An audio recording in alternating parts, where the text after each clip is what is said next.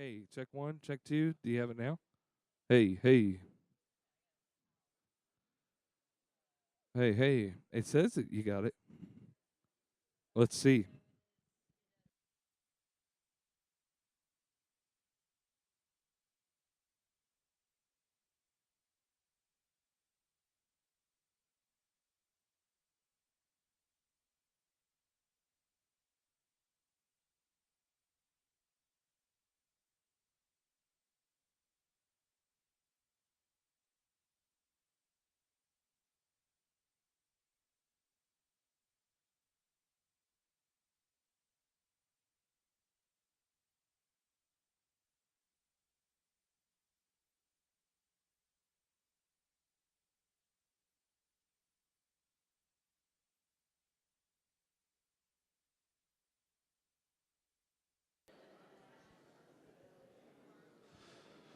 Okay, I have 2:30. Honor our time and moment here.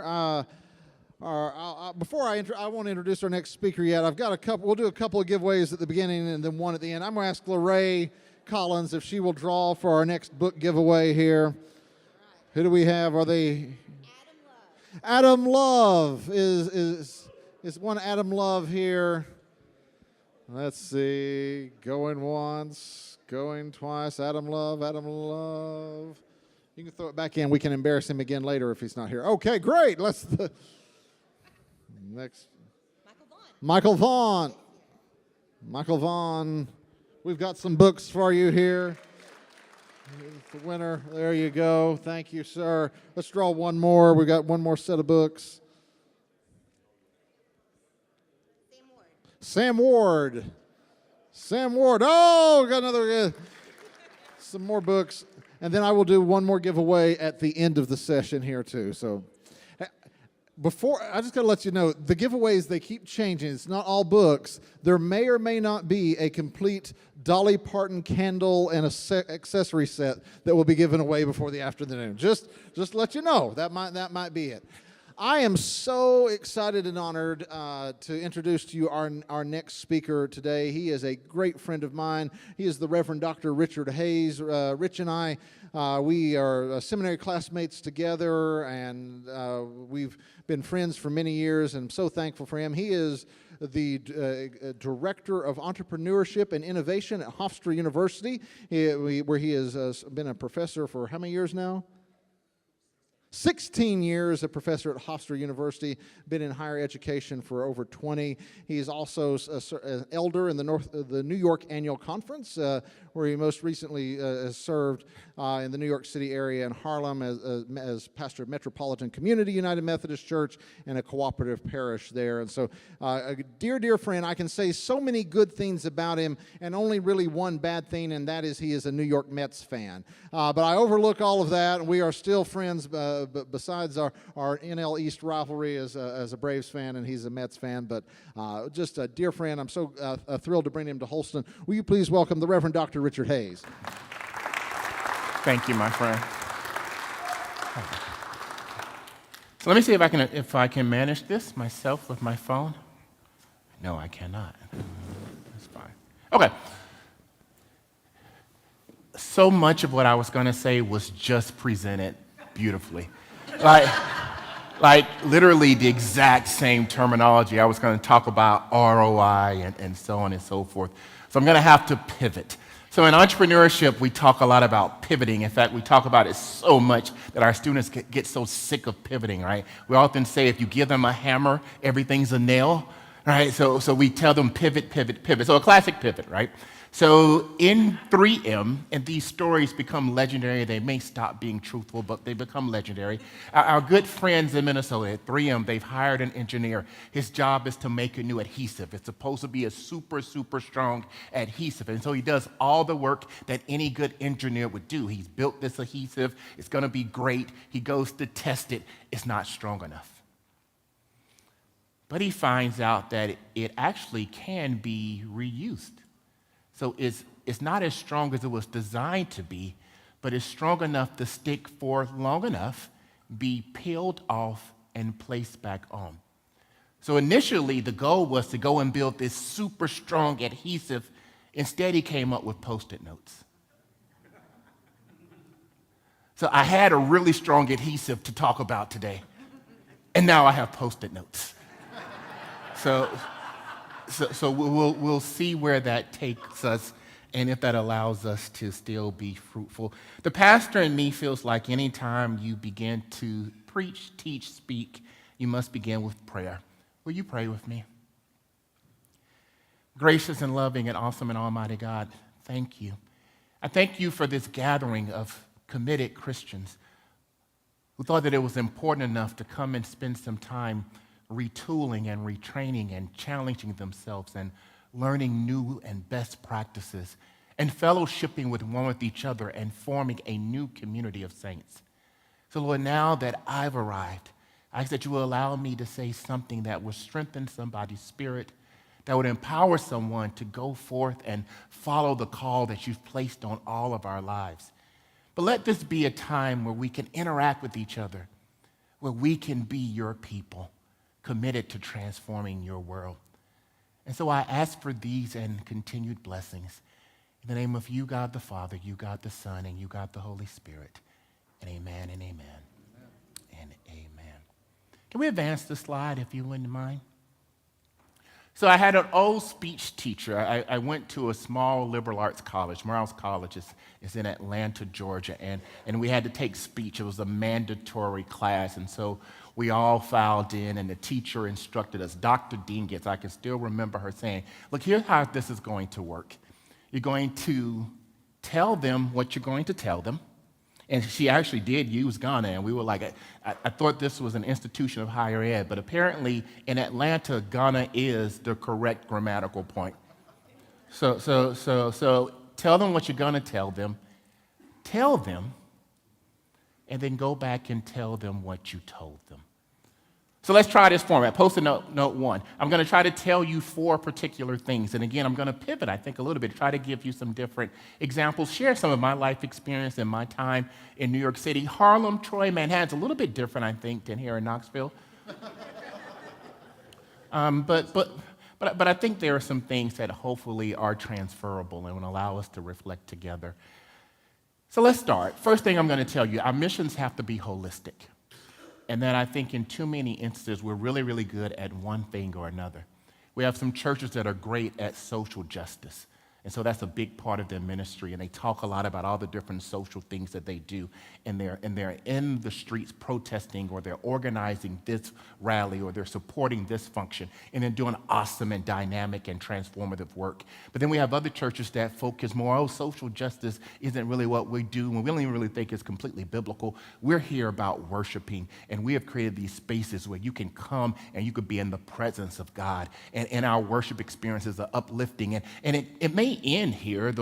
We gather together for worship, and we may not see each other again until we gather together for worship, or maybe we have Bible study, but that's what it's really about. It is really about spiritual development. We're here to transform your soul so that you can then go forth and become God's beloved. But I want to argue today that our ministries have to be about both.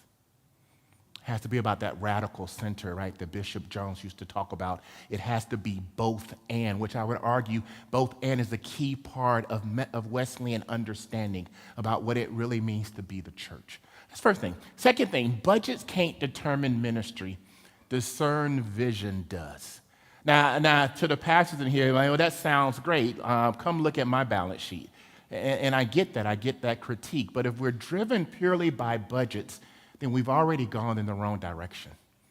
Rather, what should be driving us is our vision, and then hopefully we can come back and figure out a way to best finance our ministries. Third, we invest in people. Literally the exact same term you just heard. So our ROI, our return in investment, is transformed life. For bullet point 3, please reference what you just heard. Now, I'll try to share something a little bit different about that. Our faith has to be gracefully transforming. It has to gracefully transform our financial philosophy. So the way we even think about money, I think, has to be transformed biblically. It has to be something that emanates from salvation, that because of the grace that's been shown to us, right? We're people that believe in all different forms of grace, right? We believe in sanctifying grace and justifying grace and preventing it grace. We do grace like no one else, right? That is our specialty. And that graciousness that has fallen upon us, that should be the thing that's transforming how we think about generosity. We are generous because we've been saved by grace. And it's only by grace that we can truly do God's work. All right, so let's take a look at the first one. If we can advance the slide, please. Start off with, I'm a pastor slash a professor, but I always feel like I should be undergirded in Scripture. So here we go. Acts chapter 4, 32 through 34. I'm in a room of clergy, and I feel like being in a room of clergy is one of the hardest things that you do. When I'm teaching students, especially when I'm teaching 18-year-olds, I know that I know this topic way better than they do. There's not an 18-year-old yet that can handle me in management, right? I know management theory inside out. When you're in a room of clergy, you're like, oh, I don't know. There's probably plenty of clergy. Most clergy probably know this text better than I, but I'll give it a shot. Now, the whole group of those who believed were of one heart and soul, and no one claimed private ownership of any possessions. I'm going to end there. I'm going to start and come back there. That may get me in trouble, but we'll see. But everything they owned was held in common. And with great power, the apostles gave their testimony to the resurrection of the Lord Jesus, and great grace was upon them all. And from the flowing of that grace, look what happens. There was not a needy person among them. For as many as owned lands or houses sold them and brought the proceeds of what was sold. The lecture today, or the conversation today, or the workshop today, because I'm happy to entertain questions, especially about the experience that we had in Harlem, is rooted on this topic that there was no one that was needy among them. Because of the graciousness of the community, there was no need. Now, to contextualize this, I want to talk about food. We all have an understanding. This is something, there's a lot of different things that I can talk about that we all may not be able to connect with. You probably can't connect with life on the subway and what that means, and getting on a train and rushing to make sure you don't miss your train, because if you miss the train, the next train may not come from an hour. So we may not all be able to relate to that. You may not be able to relate to baseball at all. So the baseball trips that Troy and I went on make absolutely no contextual sense to you. By the way, the Mets are up by a game and a half.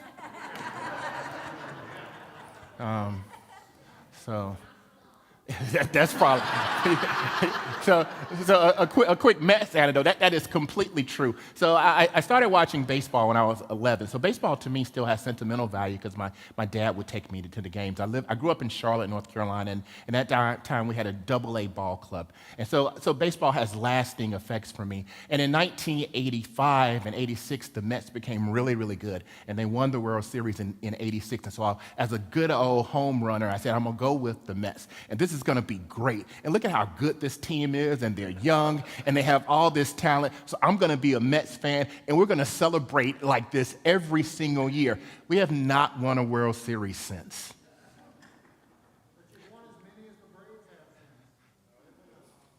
No?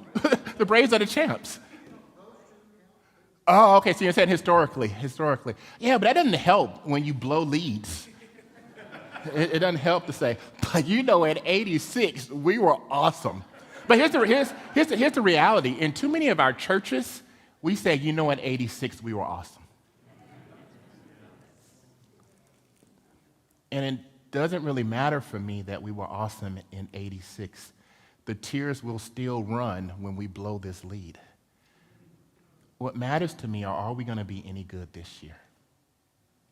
But that actually was not the point. So this amazing sense of grace led to this radical way of thinking about giving and generosity. What you're seeing here, and again, I'll come back because I'm going to challenge some foundations, not necessarily of the church, but really foundations of the country. But what we're going to see here is that grace led to the notion that there was not a needy person among them. Think about that. No need. not one needy person, not a needy family, not a needy neighborhood on the wrong side of town. There was no need at all. So I want to use this in the context of food, so if we can advance the slide. I just want to ask a basic question. Let's think about what if. Now, as we were having lunch, and thanks to the conference for providing lunch, and was it Jason's Deli? Thanks to Jason and the rest of his team for putting those sandwiches together. And so as we were eating, though, there was a mother trying to decide, do I eat today or do I feed my 3 kids? Or can I reduce the portions sufficiently so that all of us can have something? Because I'm working 2 jobs, but they're jobs that are underpaid. And it's still a struggle for me to pay the bills and put food on the table. So I'm going to have to just pass today. And today it needs to be my kids. And we'll just see tomorrow.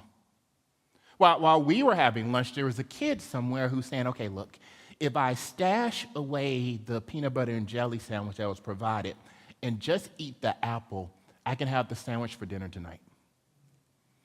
And I don't want to be shamed, because there's one thing to be hungry, and then I don't want to compound that by being hungry and embarrassed. So I'm going to say I don't like peanut butter. But I love peanut butter.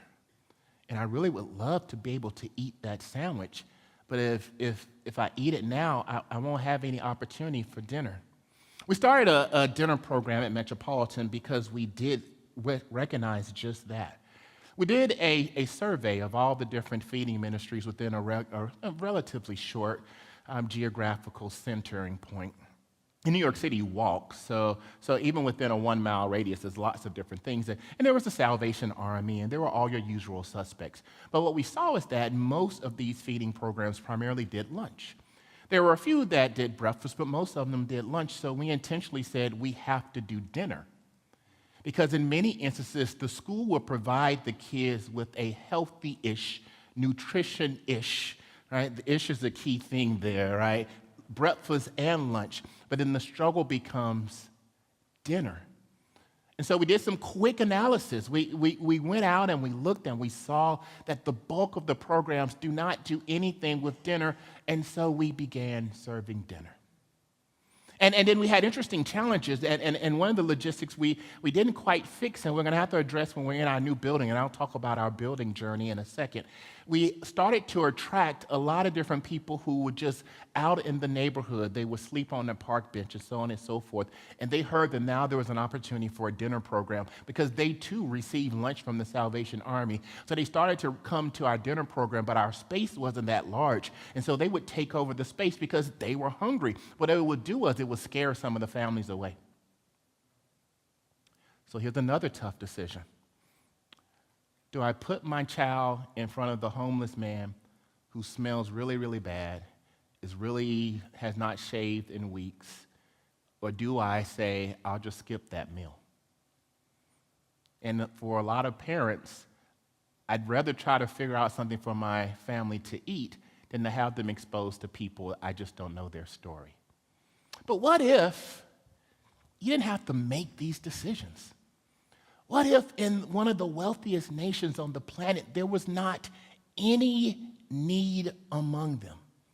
And what if the church, especially our own United Methodist Church, can be at the forefront of pushing and advocating for programs and policies that even if we don't have the wherewithal to do it ourselves, we can advocate for those who have additional resources so that our cities, our towns, our neighborhoods, our hamlets, our villages can all be transformed? What if the same way we were at the forefront of building hospitals, pick any major city and you can probably find a hospital that is connected to the United Methodist Church. We have multiple hospitals in New York City, like literally in Brooklyn, Methodist Hospital is one of the biggest hospitals in the 5 boroughs. What if we do now for hunger or whatever issue you want to do?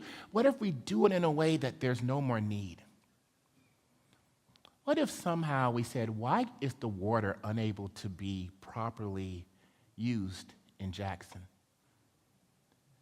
How is it humanly possible that we can go to the advance and we can commit to a well in Guatemala, or pick whatever country you want it to be? Not anti-well. I like wells. Well, it's pretty cool. How can we have an advance for a well there? We don't have clean drinking water in Jackson or in Flint or in so many other cities. How is that need possible? Are there no United Methodist churches in Jackson? There must not be because they have brown water. Are there no United Methodist churches in Flint? Because if there are, how can it be that you can't run a tap and not feel like it's oil that's coming out? What if? If we can advance, I have some data I want to show, and hopefully the screen will be, hopefully this pie chart makes a little bit of sense to you. So in the green is what we refer to as food secure households, and this is what we want. We want a lot of green, right?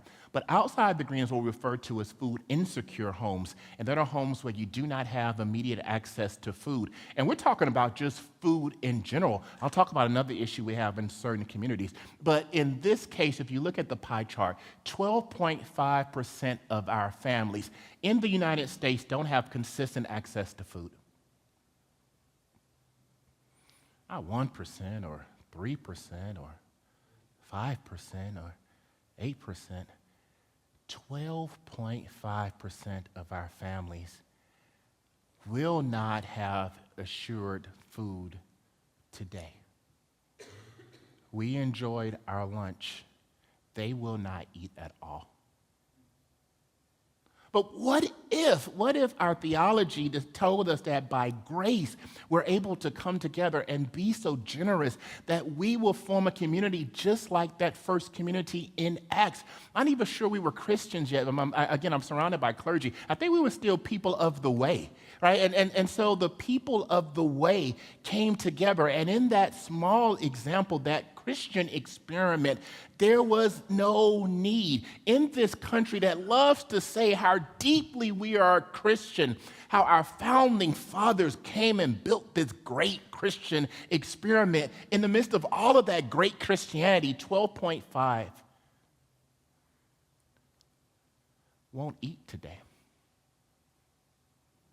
And this gets worse in disadvantaged communities, because in disadvantaged communities, we have what we refer to as a food desert. So yes, you may have access to food, but you have access to fast food. And so the only thing you have, and again, I'm not here to be anti anything. I worked my way through college at McDonald's. Me and McDonald's, we're still pretty cool. So the issue is in these communities, there are no Whole Foods or grocery stores where things are going from farm to table. There is no access to quality fruits and vegetables. And so even in these communities where they may have food, they're not completely food insecure, the food is of the worst possible quality. All we may have are chicken joints and burger places. So yes, by definition, we're food secure, but it's that type of food that's leading to diabetes and hypertension and so on and so forth. Because what the folk tell me, the physicians say, is it's really hard to out-exercise bad diets. So what if we were a community that, because of our grace, and again, I guess the angle I can bring that's different in here is anchor this in grace. What if our gracefulness transformed us to be this generous community where in this community there's absolutely no need? If we could advance, please. So, Matthew chapter 14. So I tell my folk at Metropolitan that everything is read through the lens of Jesus, right? So even Acts for me has to be read through the lens of Jesus. So I love this story. Now, when Jesus had heard this, he withdrew from there in a boat to a deserted place by himself. That in and of itself, Troy, is useful. Reverend Forrester is useful because that speaks to how even pastors need self-care. But that's not the topic today either. But so he disappeared, and when the crowds heard it, they followed him on foot from the towns. And when he went ashore, he saw a great crowd, and he had compassion, grace for them. And he cured their sick, and when it was evening, his disciples came to him and said, "This is a deserted place, and the hour is not late. Send the crowds away so they may go into the villages and buy food for themselves." And Jesus said to them, they need not go away. You give them something to eat. You don't need to organize their canvassing back home. Why don't you feed them? And when Jesus does this, when he speaks to this, it's my first thing. Remember, I showed you what I was going to tell you, and I started the process of telling you, and then I'm going to tell you what I told you. Here's the first thing. Remember, I said that I was going to tell you. The first point is that our ministries have to be holistic. They have to be both and. And if we understand that our ministry is holistic, then that should change the way we think about raising funds to support those ministries and to think about what generosity really means, right? Like we're good at both and theology around here, right? We say that you cannot have personal holiness without social holiness, right? And we say you can't claim to have social holiness and be completely off base with the personal holiness, right? We love both and as a church, as a denomination, as Wesleyan people in and outside the United Methodist Church. And what Jesus is trying to say to those disciples, you feed them. Why? Because ministry is not just about spiritual. It has to also be about one's physical needs. It's not just about me coming and praying for them. It's about like literally feeding them. And we like to talk about the poor in spirit, but I think Jesus really is talking about poor people. And so when the Spirit of the Lord falls upon you, it's to bring good news to poor people. Now here's the problem. Keep this in mind. In many instances, and this runs contrary to kind of our vision of the American dream, people aren't necessarily poor because they want to be poor. They're not poor because they were lazy. They couldn't pull themselves up by their bootstraps. They're poor in many instances because of structural decisions. Troy and I went to school in Durham, the great Bull City. If you ever seen Bull Durham, and that's a great movie, and it's the kind of movie that emerges from a great city.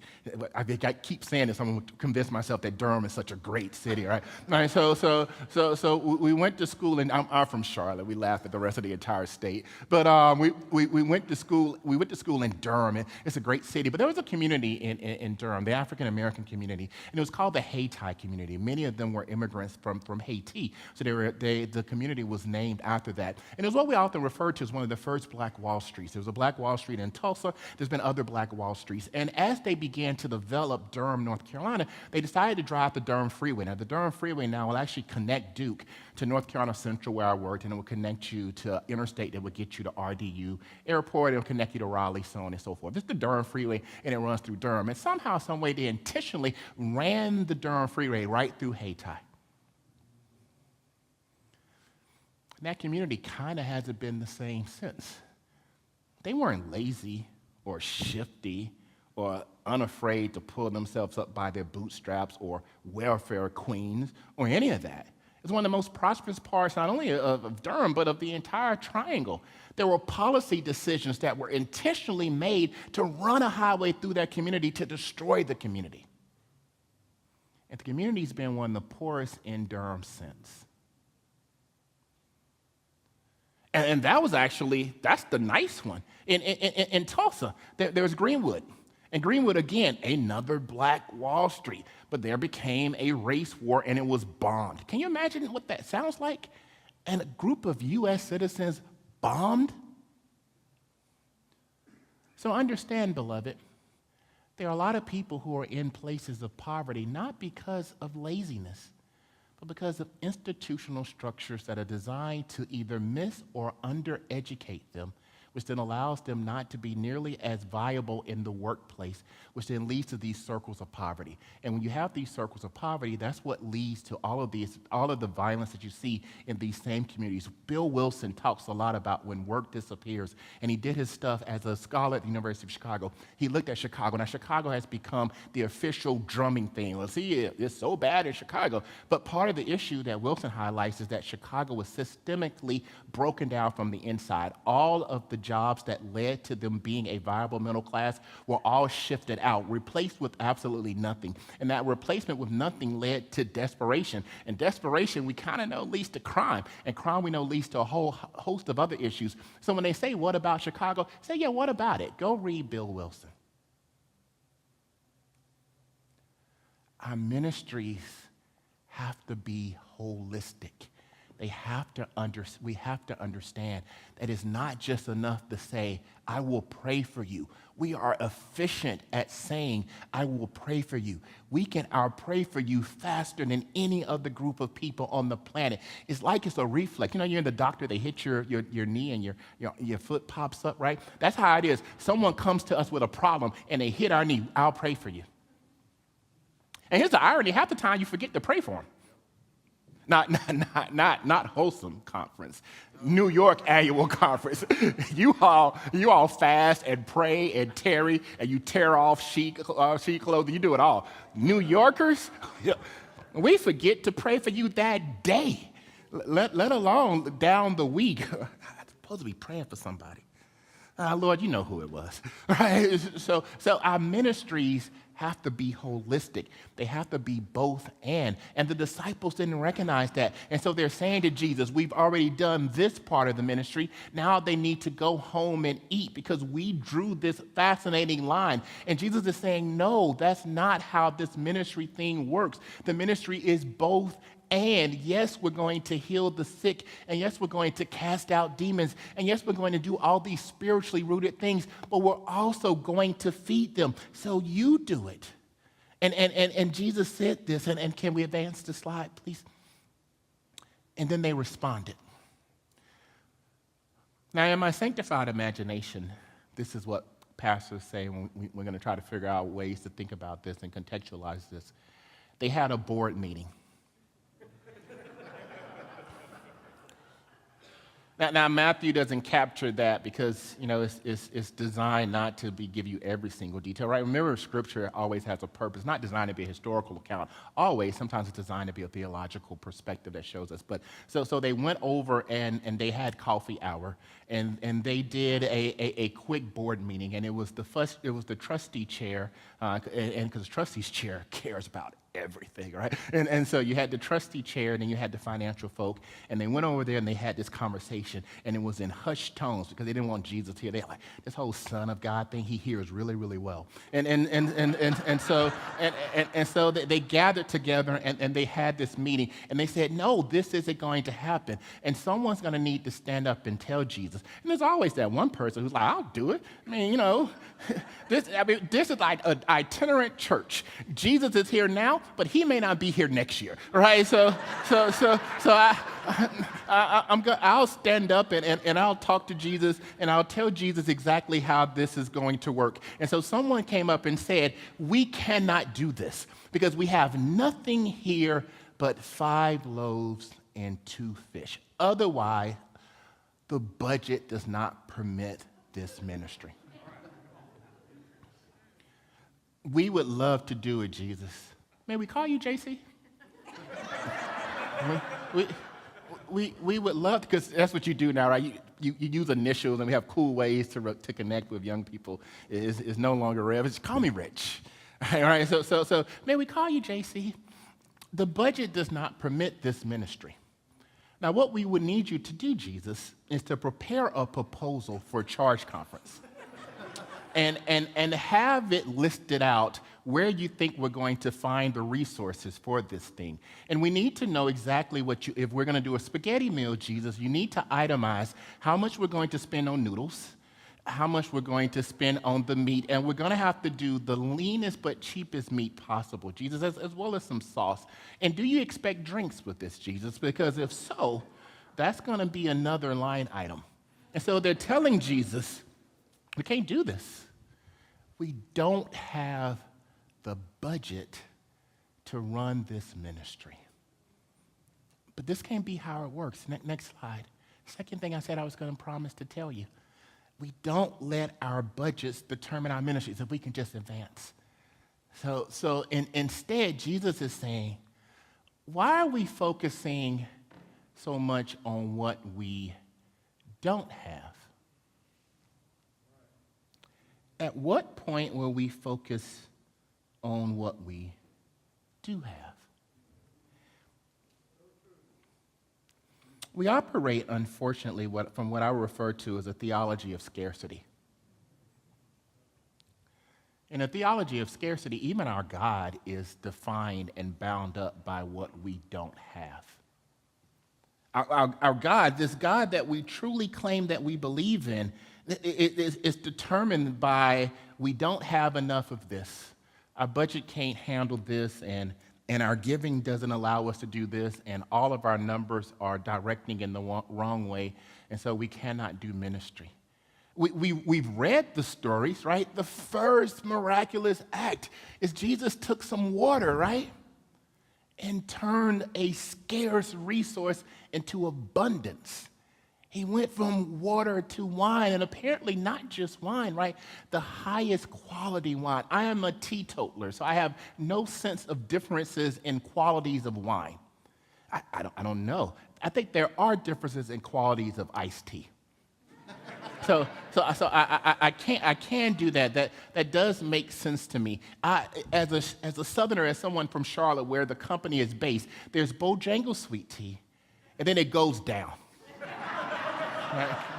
I mean, so the slope may vary, but from there, it is all downhill, right? And so in my way of conceptualizing this, there was a whole bunch of water, and then Jesus turned the water into sweet tea. And they came and they drank it, and they were like, whoa, you saved the Bojangles tea for last, right? Who does this? You had us drinking all of this Chick-fil-A tea, and then you pulled out the McDonald's tea. You had the Bojangles the entire time? Like, what's going on, Jesus? But the reality of it is, irrespective of how one feels about whether your tea comes from Bojangles or your wine comes from France, the ultimate lesson here is that Jesus took what was perceived as a scarce resource, the amount of wine, and transformed it to an abundant resource. Why do we operate with such a spirit of scarcity? Why do we not figure out a way to take what little we have and transform it to meet our ministry needs? At Metropolitan, I led a congregation that probably fits the profile of too many of our churches.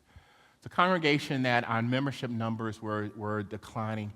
We're what I often refer to as a third-generation congregation. So in our congregation, I had my members and I had their grandkids, but very few of their kids.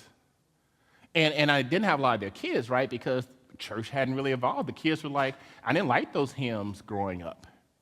And the moment I can stop listening to them, I did. Well, I didn't like the way people treated me. Again, a New York thing. New Yorkers are just rude, not folk in Tennessee. They were mean to me at church. They were always oppressing me as a kid. Church seemed to be all about what I couldn't do. Never seemed to be about what I can do. And so I vowed to myself, the moment I no longer had to go, I was not going. I don't know how it is in other communities, but in the African American community, church isn't optional, right? It's not negotiable. It's not something you can come down and try to figure out, if I do this, you'll do that. No, you went to church or you died. And because you didn't go to church, you were on a bad theological course. So you just went to church. But here's the thing, at some point you become a grown person and you stop. And so I have grandparents and I have their grandkids. I don't have their kids. I don't have enough 30 or 40 somethings. I just have their kids who I think get dropped off so they can go watch the game.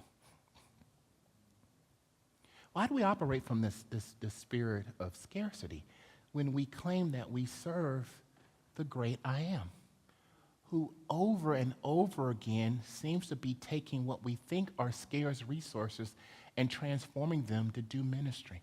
So at Metropolitan, again, I have an older congregation, and we had an older building because buildings require a significant amount of resources to be maintained. And what happened in our building, and probably what happens in a lot of buildings, there was all this deferred maintenance.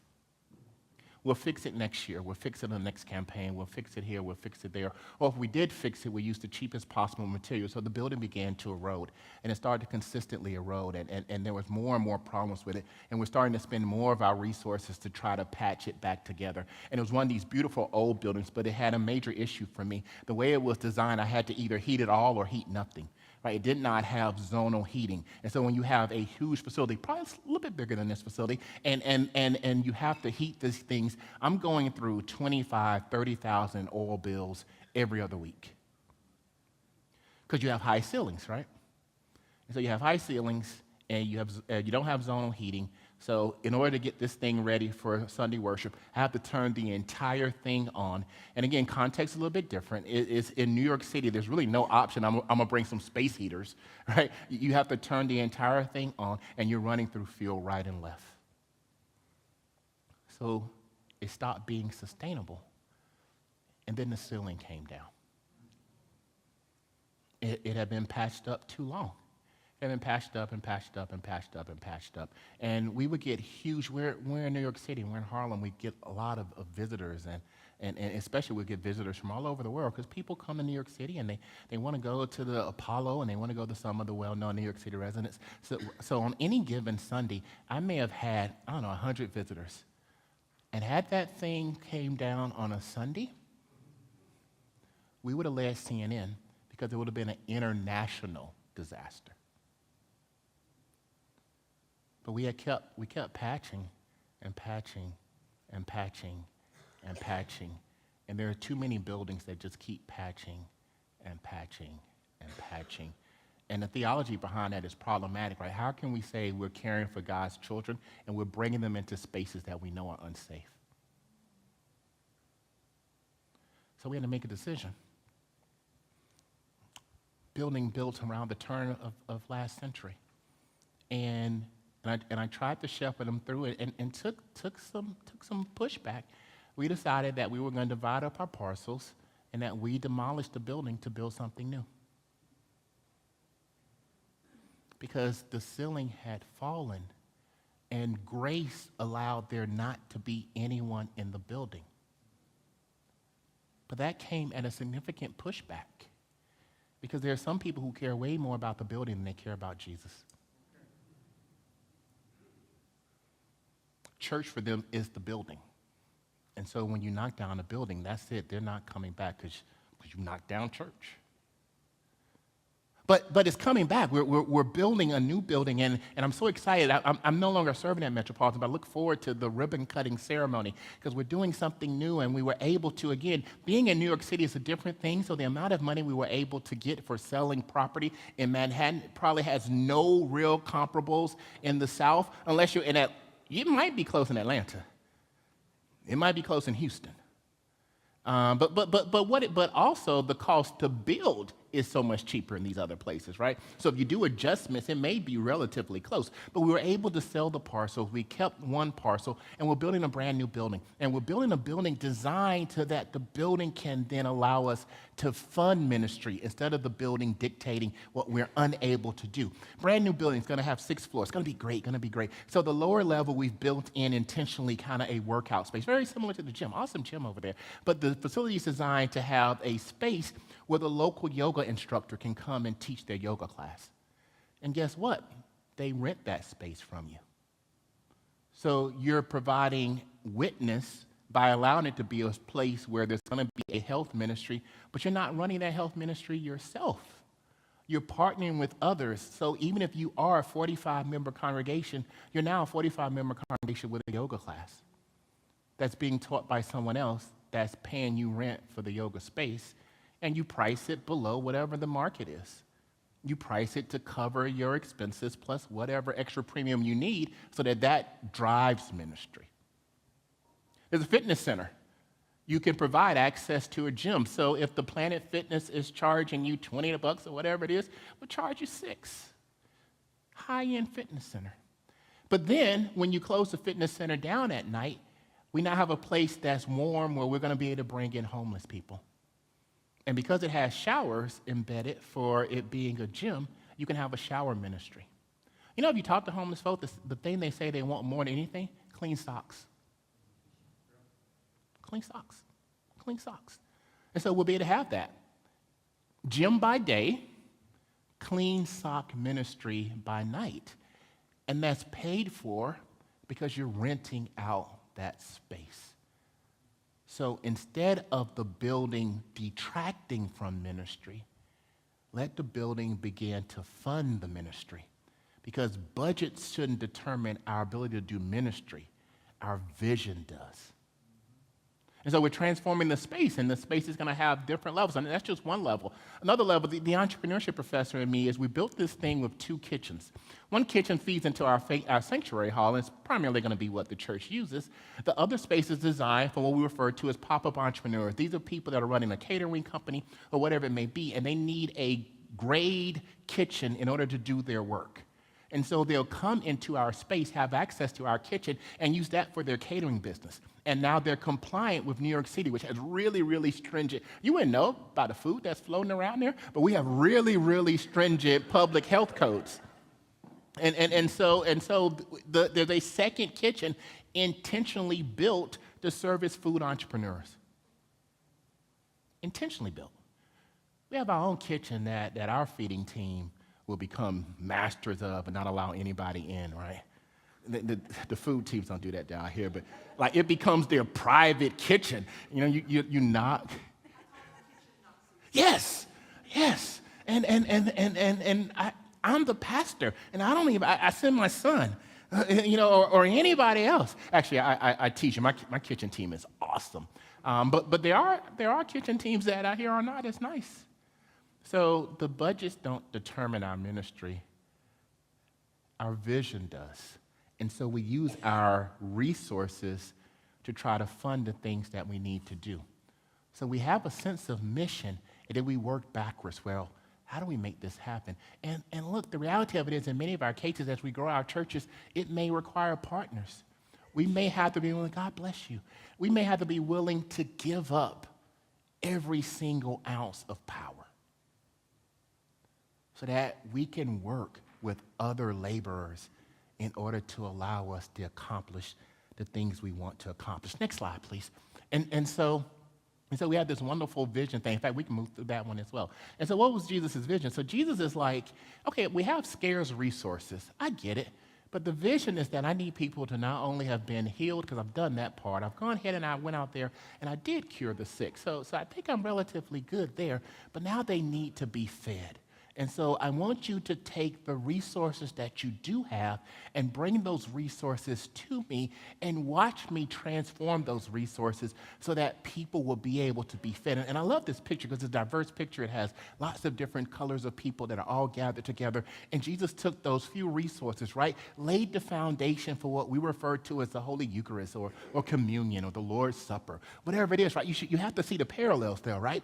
Jesus says, I'm going to take this, I'm going to bless it, I'm going to anoint it, and then I'm going to break it, and it's going to be allowed to be used, and it's going to be the 12 baskets left over, which, we love to say, hey, that stood for the 12 tribes of Israel. Okay, fine. But we're going to go through this process of breaking the bread, and we're going to be feeding people, because my vision is not confined by your budget.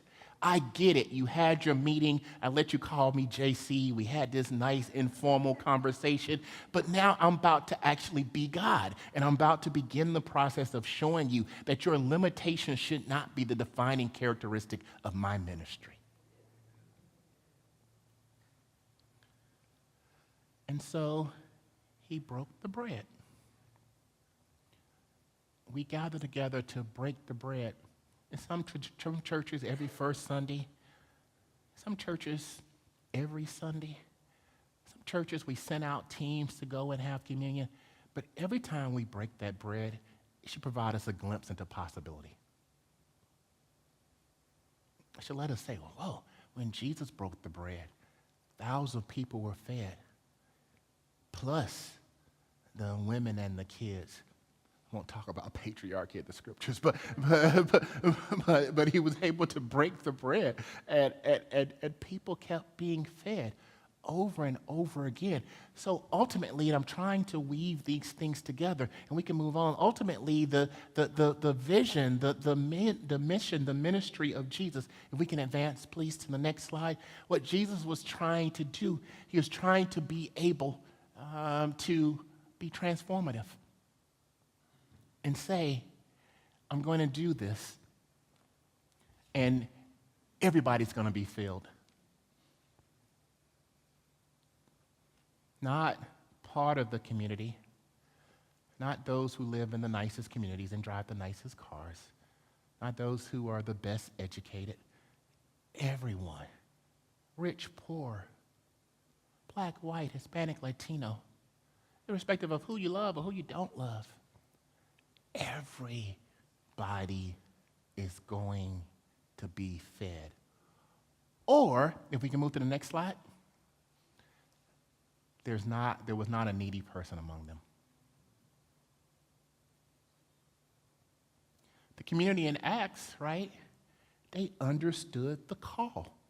They understood the ministry. They understood the mission. And so we're seeing in Jesus doing the things that hopefully informed and influenced the community in Acts. They said, yes, and we saw Jesus do this. We saw him break bread, and we saw him feed all of these people that could not have been lost on Peter and the others. Whoa, we've seen this come together, so we know it can happen. So let's create and let's build and let's form a community where there will not be a needy person among us. Grace. Graceful inspiration to make sure there's not one needy person. Next slide. I am looking at my clock, Reverend Forrest. I can see. I'm a preacher, so apps at that clock. We've been here to the night's Mets game. I do work in Africa, and people actually don't have a sense of what I do. So they often say, oh, you must be building a well. Again, I'm back to wells. Make sure your apps, you don't see me as being anti-well, or you must be building, you're building or painting a school. And again, not here to knock on those ministries. Those ministries are important, but I'm a business professor. So I go to Africa and I teach kids business skills. So I'm not really here to build them a well, because let me also give you an aside. Too many instances, the things that we think are great well-doing often replace colonial perspectives and patriarchy. We, the great United States Methodists, know what you need. And so we decide we're going to, maybe I am anti-well today, because that keeps being my analogy. So we decide that we're going to build you a well. And that's what we're going to do. My wife worked for UMCOR and in New York before UMCOR moved to Atlanta, and she would talk about how she would get a call from someone who wanted to create an advance, and because they were told on a mission trip that someone needed, okay, we're not going to do a well, Troy. They needed a couch. Wells work so much better. They needed a well, right? So they would get a call, and they want to set up an advance, and they want to fund a well, and they want to donate $30 to the advance. And so now the advance has a singular line item, and they only give them $30, and it's a restricted give. So you can only use that $30 to build a well. And she's like, well, $30 isn't going to build a well. Can I move the money to someone else? Nope. When I was in the village, they told me they needed a well. And that $30 is going to only be used for a well. It just sits in the advance. What if we actually made investments directly in people? What if we teach them best engineering practices so they can transform their systems of water? What if we take, right, all these schools, and despite not initially being a United Methodist, my initial ordination is the National Baptist Convention. I came into Methodism, and not even knowing it and thinking about it, I've earned degrees now from multiple Methodist schools, right? I have my MDiv is from Duke. I have an MBA from Emory. My PhD is from Northwestern. 3 Methodist-formed institutions that have some of the best engineering departments in the country. Why don't we actually go teach them how to build systems that will allow for a consistent flow of clean water instead of your $30 advance to build one well? Again, wells are great. But But what if we made investments? And I need to move on. So the next slide. So I work with these kids in UJ because in University of Johannesburg, and we developed this program. And these are kids from Soweto and other communities that are often known as being communities that are disadvantaged.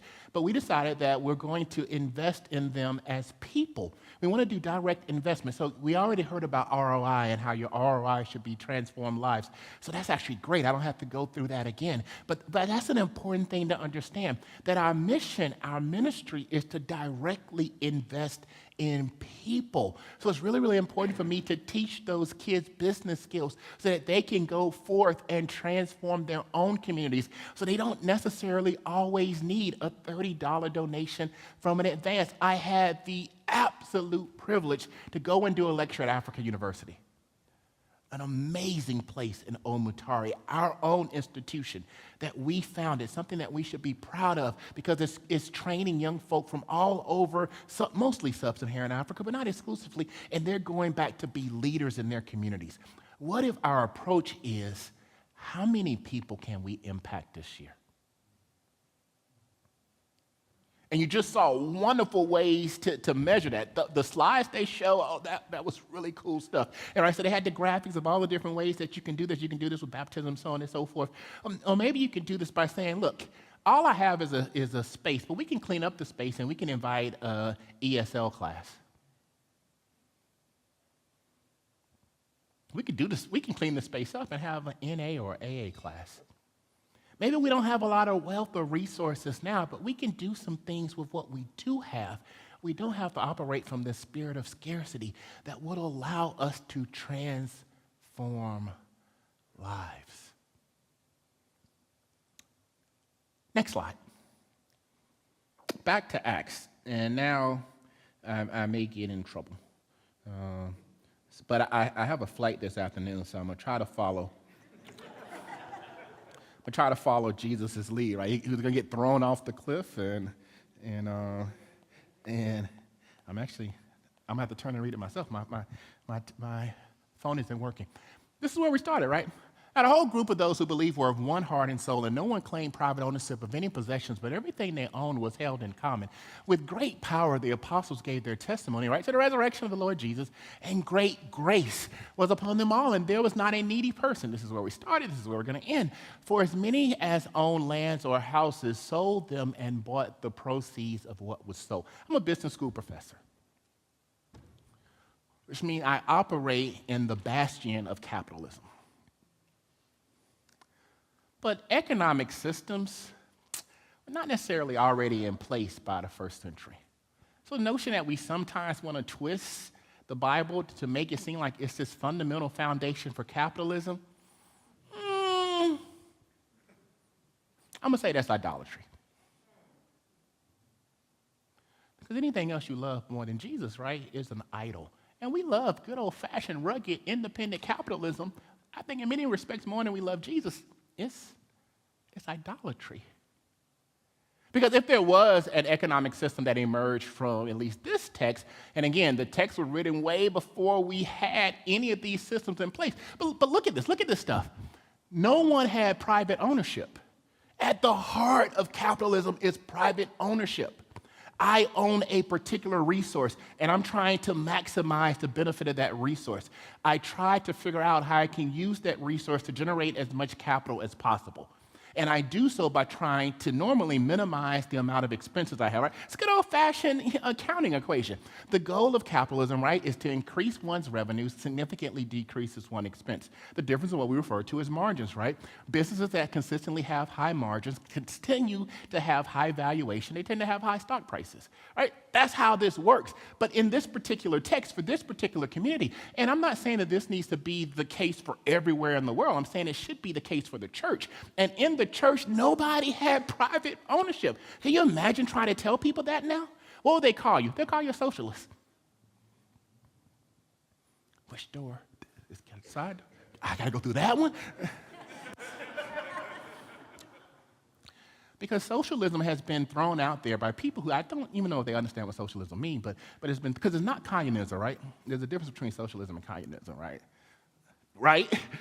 Okay, just want to make sure. Because I have some looks like, So Troy brought the New Yorker down, the Yankee, the liberal Yankee, has been brought down here, Mets-loving Yankee. So no private ownership. And this is even more crazy. For as many of them that owned lands sold them, liquidated them, and brought the proceeds to the church. And that was the formula to have no need. Now, if you preach that Sunday, it is over.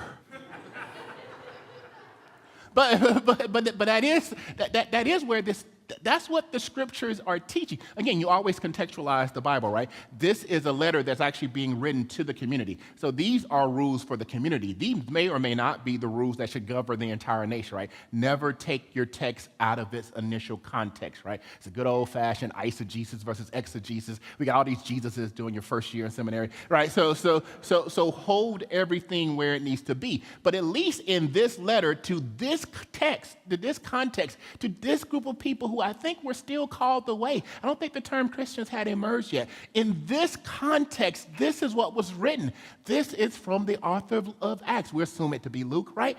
Luke's message is for y'all. See, I still know y'all, right?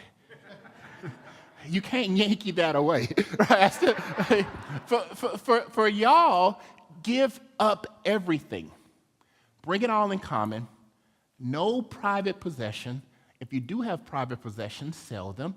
Bring those and pool those resources together. As someone who actually did, my PhD is in management, but we all had to do a secondary area at NU. So I did economic sociology. That actually is socialism. Pulling together economic resources for the common good. We may not want to hear that. We may not like that term. Now, communism is pulling those together, and it's actually managed by the government. And so the government forms the commune, and the government determines all resource allocations. That's a very specific form of socialism, but it's not socialism. Pooling together one's resources so that there is no need among them. And I'm sorry, go back one more time. I apologize.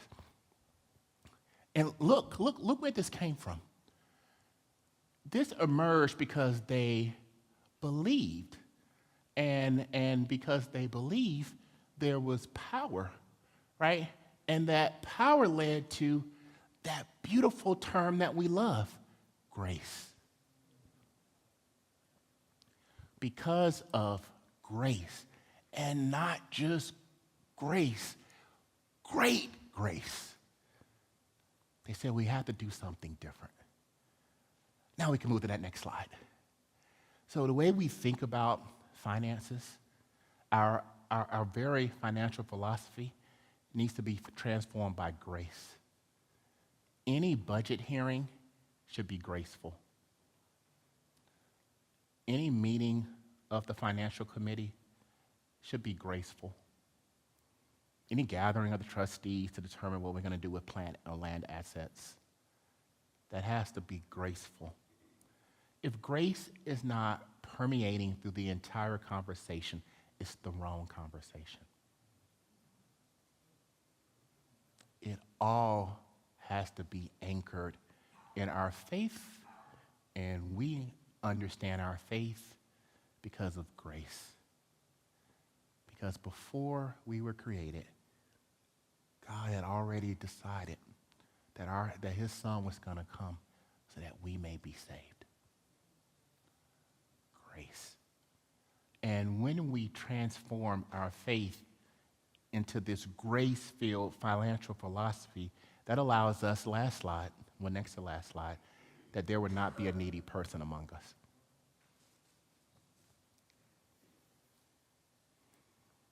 Amazing grace, right, is not only about saving a wretch like you, that's good Calvinist theology, but it's also about you being transformed so that you can go out and sharing God's work for everyone, so that there would not be any needy people among us. Last slide. All right, tell them what you told them. All right, so I told you that our ministries, collective ministries, they need to be holistic. It's that both and, that conjunctive theology that is not just personal, it's also spiritual, so on and so forth. I told you that you can't let the budget determine the ministry. That means they're going to have the meeting, and then the finance committee is going to come back to you. But you got to resist, right? You have to hunker down, put on the shield of God, right? And battle back, right? So you can't let the budget determine your ministry. You have to have discerned vision, and your process of discerning and determining what God has for you, that has to drive everything. Why? Why? Because we invest in people. And if people are the core metric, then the outcomes that we look for are different. We're looking for a return on investment, but we're looking for 8% return. That's a perfectly fine metric, but we're looking for how many lives did we change. And grace has to drive and dominate this. Our faith has to gracefully transform our financial philosophy. And if we pull that off, hopefully there will not be a needy person among us. I got to conclude as a pastor with a salutation. I know this is a workshop, but I'm a pastor. Not may the words of my mouth, meditations of my heart, may it be acceptable in your sight. For you are graciously transformed people. And amen and amen. And amen. Reverend Forrester.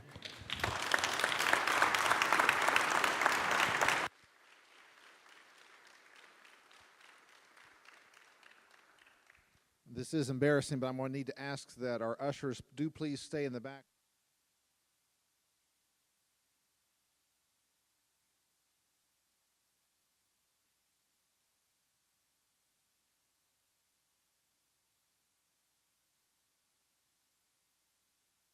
Anybody have a question for Rich? We can call you Rich, right? JC? Of course. RH? RH is RH great. will be fine? Okay. Anybody have I got to get out of the lights. There's too much glare. Rich and I both have perfect heads. Everyone else has got covered up with hair. Anybody else have a question or comment? Sure. Thank you for sharing. Quick question. How to help congregations begin to understand that it's okay to receive monies outside of a tithe in a way that leverages space, like you shared, for ministry, to help leverage money for ministry, but also bless the community, and that be a both and. Sure. So I think that goes back with your vision, right? So once you've determined what you want to do, your metrics, then you can start to determine how much you think that's going to cost. And then you can compare that to what you have, and you're going to see there's a deficit here. So then how do we fulfill the deficit? And the deficit probably isn't going to be that our current people are going to give more.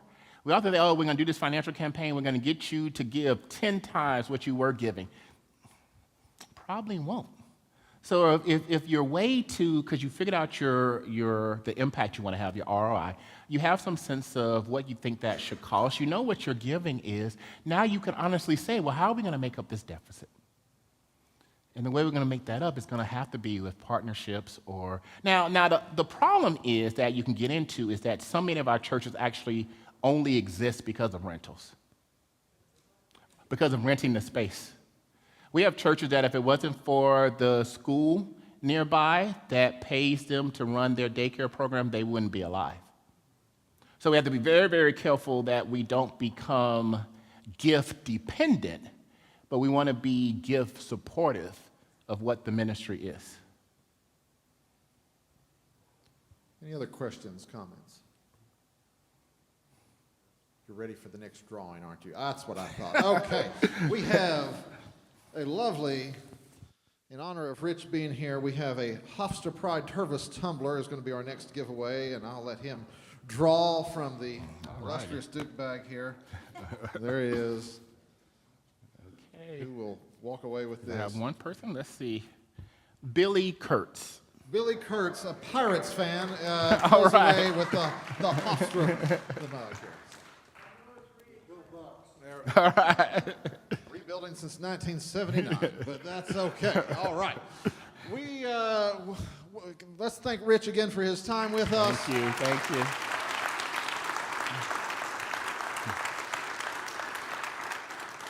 You have 22 minutes to rest, relax, stretch, and then we will come back in this room one more time. And Samantha, we'll shift gears a little bit as far as generosity goes. We're going to learn some of those time management techniques. We're going to learn how we have to care for ourselves if we're going to be generous to others, so take generosity from a different aspect. So I hope you'll join us again here in 22 minutes, 4 o'clock, back here in this room. Thanks much.